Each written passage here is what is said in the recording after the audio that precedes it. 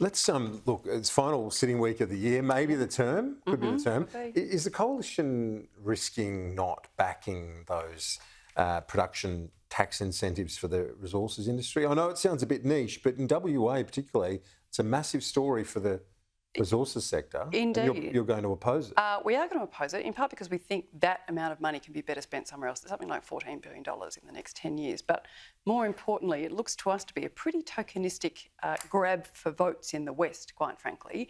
And in part because the minerals sector, the resources sector, has been pretty clear in terms of what it thinks of this government. Anyone who watched Tanya Constable's speech at the Minerals Council week in September would be under no doubt as to what they think of this government and the imposition of regulation, industrial relations, red tape, environmental procedures and all the delay involved. I imagine this is kind of some effort to balance the ledger, albeit a very expensive one. Andrew? Well, it can't be both expensive and tokenistic. It has to be one or the other. It can be both, Dan. I think this is a really important reform for Australia's future.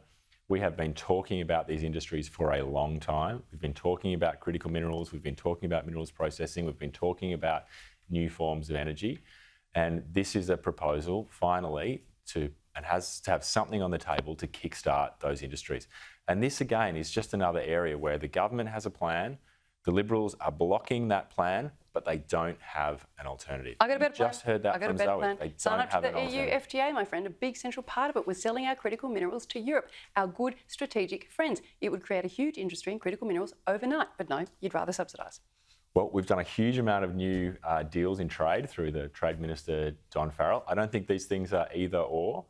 This is an opportunity for us to promote these industries. We've been talking about them for a long time. But unfortunately, we have an alliance of the extremes of the left and the right of Australian politics, the Greens and the Liberals, teaming up to block sensible progress. Extremes. Extremist. I know. Hardly extreme. You called me a teal last week. You can't call me a teal and an extremist in the same week. That's true. Fair point. Zoe and Andrew, great to see you both. Thank you.